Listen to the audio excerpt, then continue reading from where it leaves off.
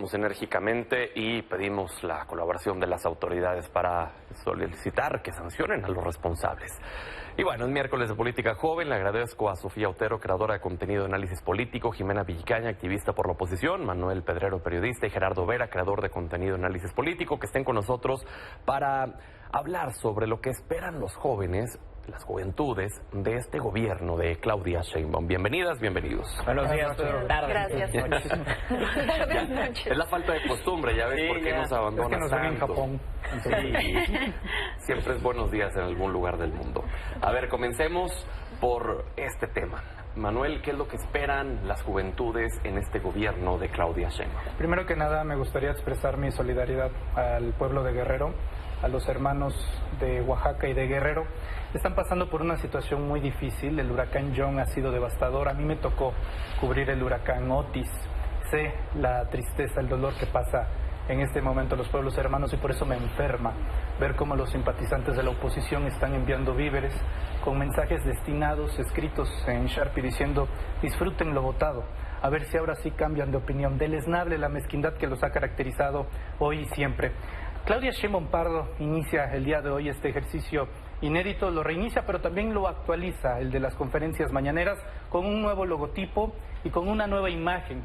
Debo decirte que me emociona mucho que en este caso la imagen, el estilo sea blanco, porque Claudia Sheinbaum rompe con una tradición que todos los presidentes, y hay que decirlo, incluido Andrés Manuel López Obrador, hacían una vez ganaban la presidencia. Según el color del partido, era el color institucional. Y Claudia Sheinbaum dice blanco. Ante la situación que vive el país, pureza, paz, pero sobre todo el mensaje de vamos a gobernar para todos. Del mismo color que su vestimenta de ayer. Del mismo color que de su vestimenta de ayer, inspirada, por cierto, el atuendo en elementos de los pueblos originarios. En un momento voy a desarrollar por qué Claudia Sheinbaum puede significar para México lo que Evita Perón significa para Argentina. Bueno, Jimena.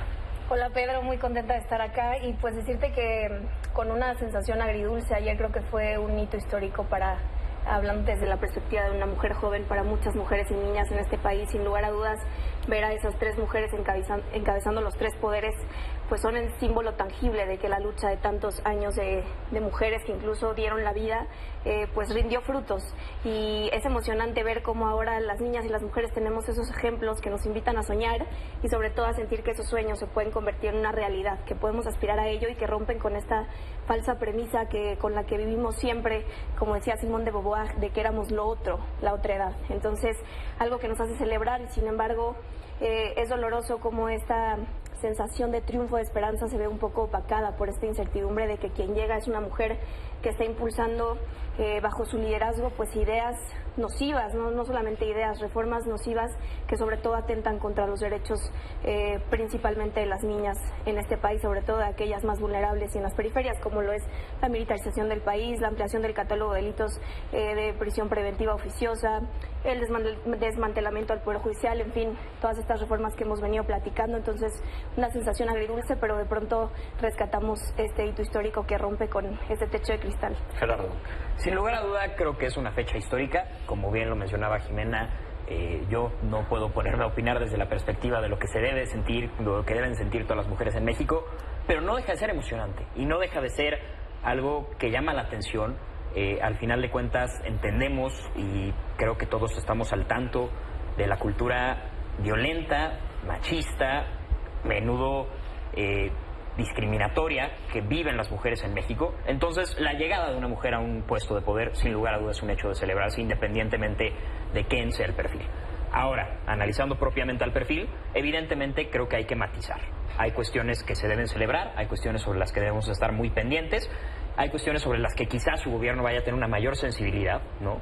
Pero al mismo tiempo hay cuestiones que sí creo que hay que aplaudir y que son gestos importantes que ya se empezaron a tener desde el discurso que dio en el Zócalo, como por ejemplo las reformas que anunció en materia de mujeres. Principalmente me llama mucho la atención esta ley que se anuncia, la ley El agresor sale de casa, que plantea que los agresores sean los que salgan del hogar y no las víctimas. Cuestiones así me parece que son avances positivos que atienden a esta sensibilidad que quizá hacía falta por parte del gobierno anterior, sobre todo esta falta de tacto, y que puede ver con una nueva manera en la que el gobierno vaya a comunicarse con las mujeres. Espero, al mismo tiempo, que esa comunicación no se vaya a dar con el cómo se dio entre su gobierno, cuando fue jefa de gobierno en la Ciudad de México, y las feministas sobre todo, ¿no? A las que muchas veces llamó clasistas, racistas, etcétera. Creo que esos asuntos y esa comunicación tiene que de nuevo matizarse dentro del momento histórico que se está viviendo. Sofía. Bueno, definitivamente muy reiterativo, un momento emocionante. La mañanera del pueblo, como la bautizó, también fue una bocanada de aire fresco. Me emocionó en particular las respuestas más breves, más conciso, que venga la presidenta y nos informe realmente qué es lo que está pasando en el país. Un buen cambio, el color blanco, como nos mencionaba Manuel. Ahora, específicamente hablando de las 100 promesas que dio ayer en el Zócalo, destaco algunas cosas en particular sobre jóvenes, la atención a la vivienda, por ejemplo, más construcción, 1 millón de viviendas que pretende construir en su sexenio, 450,000 créditos a bajo costo, también algo importantísimo, atender la crisis climática, que es algo que pues nos va a tocar a nosotras, a nosotros, algo que creo que nos alerta bastante y me encanta finalmente escucharlo en la boca de la presidenta, que sea algo que esté priorizando. Y como mencionaba Gerardo, no solo es la ley del agresor sale de casa, también es la ley Olimpia la que dijo que quiere impulsar, la ley contra la violencia vicaria. Ojalá también impulse la ley Mariana Lima, que habla de cómo las muertes violentas de las mujeres tienen que ser investigadas con perspectiva de género. También anuncia fiscalías especializadas, acompañamiento prenatal, muchas cosas positivas que estamos viendo en torno a las mujeres. Y sí, reitero lo que nos platicaba, lo que nos comentaba Gerardo, también me preocupa que adelante quizás vaya a tener una postura hostil con las feministas, como sí pasó en su gobierno en la Ciudad de México, como sí gasearon con gas lacrimógeno en el 8 de marzo de 2022, al menos el 2022 lo pude constatar, documentar, como sí llamó clasistas y racistas a las mujeres que no estuvieron de acuerdo con ella. Okay. Entonces, pues muchas cosas positivas, pero también seguir pues al pendiente y críticas de las posturas que vaya a tomar más adelante. Claro, porque por ejemplo en el tema del cambio climático, si bien México ha tenido representación en todas las COPs desde hace muchos años y ha firmado prácticamente todos los acuerdos y tratados, nunca los ha puesto en marcha porque ni siquiera ha habido una reglamentación legislativa para hacerlo. Entonces ojalá que ahora sí sea la excepción en este sexenio. Manuel, adelante. No, y adicionalmente ya tiene la experiencia porque fue secretaria del Medio Ambiente durante el gobierno del Distrito Federal. Me parece muy importante el tema de los simbolismos, siendo oficialmente, porque el día de ayer fue más que nada protocolario, el primer día de gobierno de la doctora Claudia Sheinbaum Pardo, que inicie con una conmemoración a 56 años de la matanza de Tlatelolco. No solamente me parece loable, me parece incluso una obligación del Estado mexicano, que sea ella, en su primer día, en el primer decreto presidencial, firme un perdón a nombre del Estado mexicano a los familiares lesionados, heridos y a las víctimas mortales del 2 de octubre de 1968.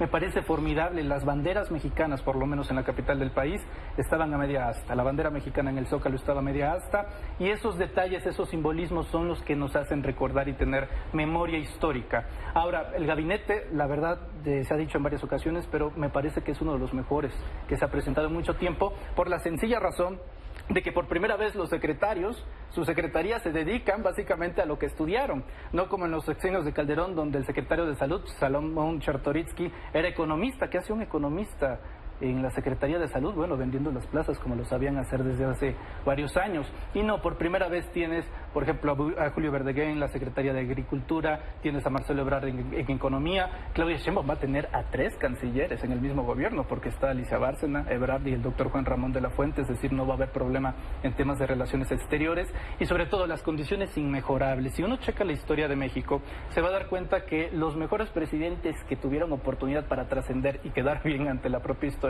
son los que dejaron a un país sin guerra o que recibieron a un país sin conflictos bélicos. Juárez básicamente se la pasó peleando básicamente con españoles, franceses, ingleses y demás. A Porfirio Díaz no le toca ningún conflicto bélico. Pero en el caso de Claudia Sheinbaum Pardo, ¿qué país recibe Claudia Sheinbaum? Bueno, para empezar, 9.5 millones de mexicanos menos en la pobreza, 22.4 millones de empleos formales.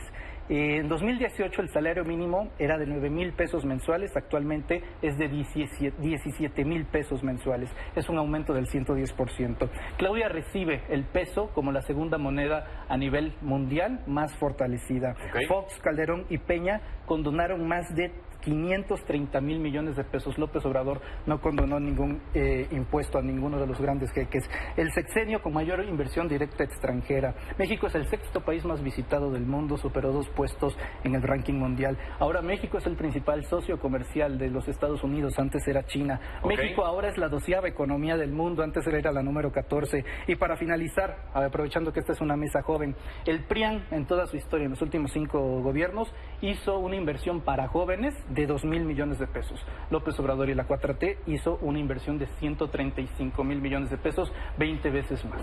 Jimena. A propósito de los simbolismos que comenta el del compañero y el 2 de octubre, bueno, pues el 2 de octubre nos hace recordar que el ejército mexicano masacró a estos estudiantes de diferentes movimientos, el Halconazo, Aguas Blancas, Allende, Ayotzinapa, y esa militarización en el país hoy sigue más viva que nunca, y tenemos el ejemplo con lo que sucedió en Chiapas, 10 lesionados y 6 muertos hoy por el ejército mexicano también a migrantes en Chiapas, y pues quienes sufrimos y resentimos, insisto, estas medidas tan drásticas, principalmente somos las mujeres. Tenemos datos de que el 40% de las detenidas por la Marina han sido violadas en los periodos del 2021 acá al 2024, el 21% que son detenidas por el ejército igualmente han sido violadas. Definitivamente la militarización afecta principalmente a las mujeres. Que te comento, en la prisión preventiva oficiosa en México, el INEGI ha documentado que la mitad de las mujeres encarceladas no cuentan con una sentencia, es decir, están encarceladas quizás sin tener que estarlo. Y bueno, todas estas cosas son las que abandera Claudia Sheinbaum. Entonces esa es la preocupación legítima que tenemos, y a mí lo que me da mucho gusto es que en este sexenio ya no se tenga que culpar a los fantasmas del pasado, porque el pasado son ellos. Y a propósito del gabinete, ojalá no suceda lo que pasó con el sexenio pasado, en donde al principio sonaban muy bien los nombres para el gabinete, pero se fueron cambiando conforme no iban atendiendo a los caprichos del presidente. Entonces, sin lugar a dudas, reiterar que deseamos que Claudia Sheinbaum tenga éxito, pero no conforme la postura de Estado que plantea, porque eso significaría que entonces nos iría mal, principalmente a las mujeres. Deseamos que Claudia recapitule y que sobre todo en este transitar como presidenta de México nunca olvide de dónde viene, nunca olvide que es gracias a la lucha feminista que está ahí, que vea a través de ese rostro y de esa mirada de mujer. Gerardo. Bueno, dentro de todas las datos sobre el gobierno que deja Andrés Manuel López Obrador, que sin duda hay muchas cuestiones que celebrar, sin duda alguna hay muchos logros, creo que hay uno que también es lamentable y que va a ser quizá el principal reto que vaya a tener que atender la doctora Claudia Sheinbaum, ya que a pesar de que hubo una reducción en el índice de homicidios, hay que señalar que este sexenio nos deja con prácticamente 200,000 homicidios dolosos, 200,000 mexicanos que perdieron la vida a manos de delitos, ¿no? Y me parece importante resaltar esa cifra, ¿no? Al final de cuentas, parece que la doctora Sheinbaum va a tener una estrategia en ese sentido.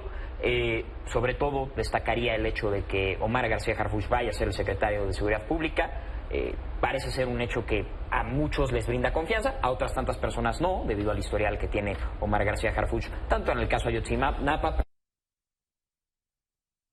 pese a que él mismo ha señalado que también al historial que tiene dentro de la Secretaría de Seguridad Pública y como un policía, y además, la historia familiar, que me parece que esa no se le puede adjudicar a él, pero al final de cuentas es un perfil que habrá que ver cómo evoluciona. Al final de cuentas, creo que hubo una estrategia importante de seguridad en la Ciudad de México que se tiene que valorar, que se tiene que señalar que fue en cierto punto exitosa, pero también hay muchas deficiencias aún. Por ejemplo, la Ciudad de México que deja Claudia Sheinbaum y el gobierno al que ahora entra nos deja en la Ciudad de México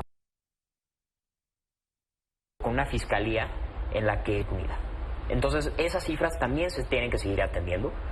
Creo que hay que mejorar mucho, y eso me parece importante dentro de la reforma de la Guardia Nacional, las facultades investigativas de las que se dota la Guardia Nacional.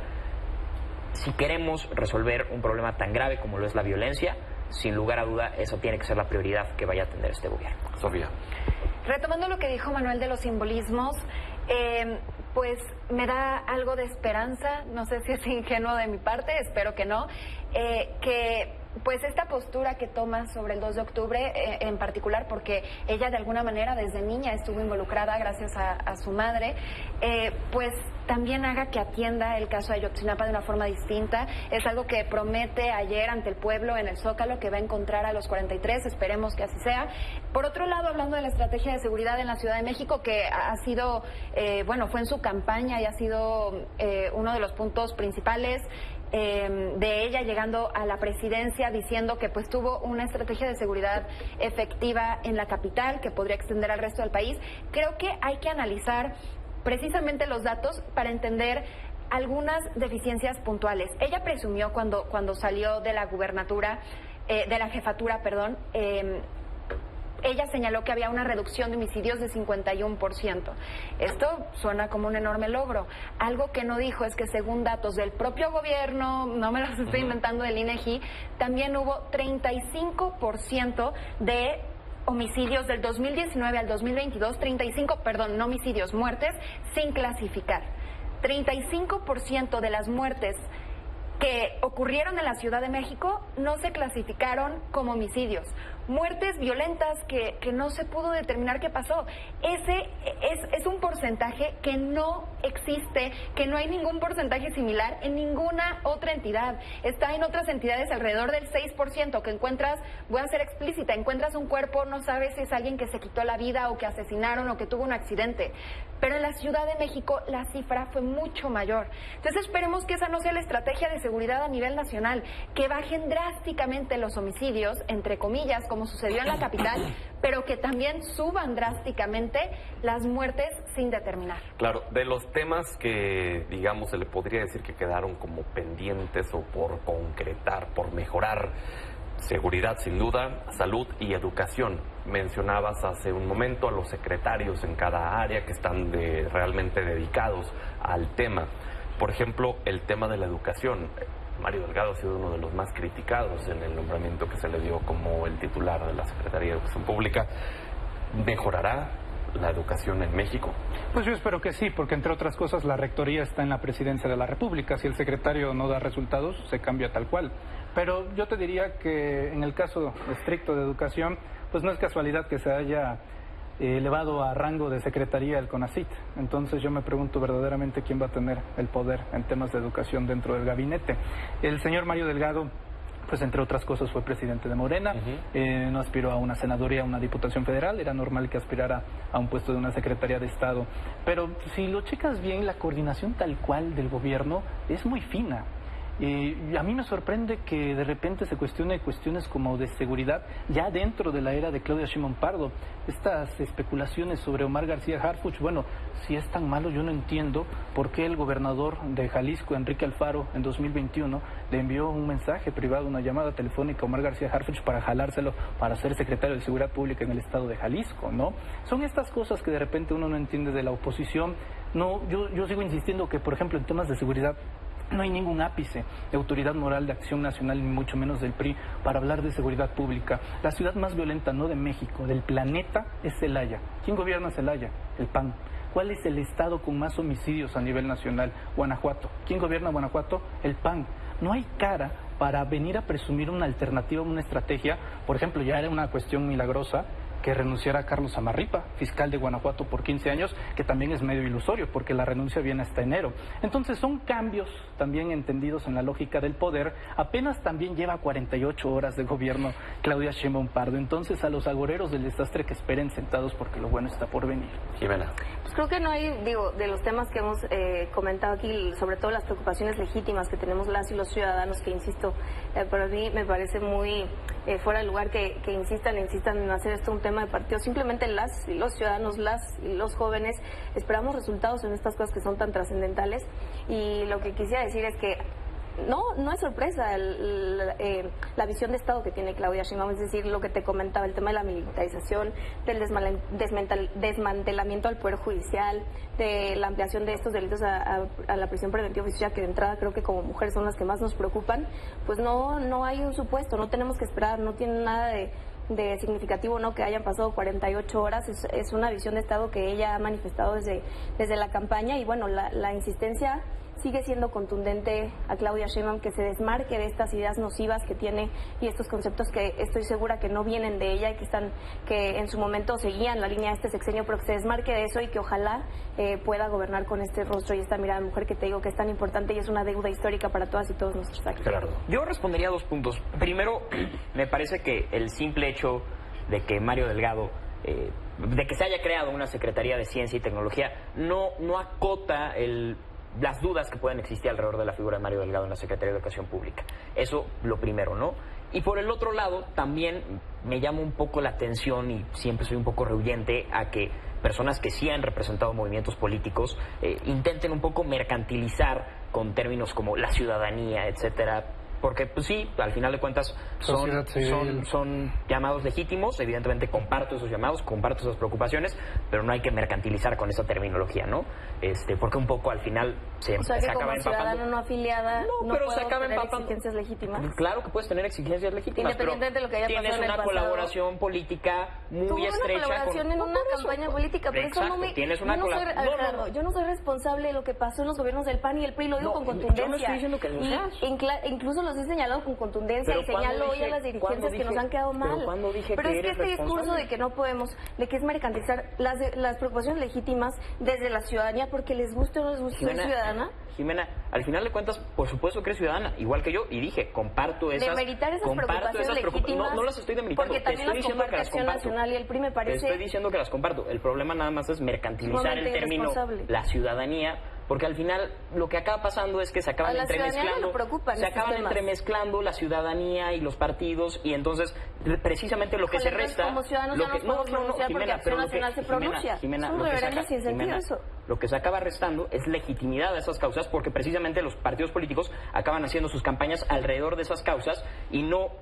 Entonces, no de manera ciudadanos legítima. No expresen sus preocupaciones porque también Acción Nacional Te estoy diciendo que comparto esas causas y comparto esas preocupaciones y las he señalado aquí. Acabo de decir que me preocupa el tema de la militarización, al igual que tú. Acabo de decir que me preocupa el tema de la seguridad, al igual que tú. ¿Y eres ciudadano? Sí, ¿Vienes de la ciudadanía? Sí, por supuesto. Que no hizo campaña para contrario a ti, no hice campaña para un partido porque político. dice campaña no puedo pronunciarme al respecto de estas puedes preocupaciones pronunciarte, nada más no digas que es en nombre de la ciudadanía, di que es a título personal de Jimena Villicaña quien es. Avancemos, por favor, porque se nos acaba el tiempo. Perdón, Sofía. Nos parecemos, ¿no? Físicamente al menos. Bueno, en particular sobre que... Estábamos hablando del tema de la educación. De la educación, bueno, algo positivo que igual ha venido anunciando Claudia Sheinbaum son estos apoyos, elevarlos a rango constitucional.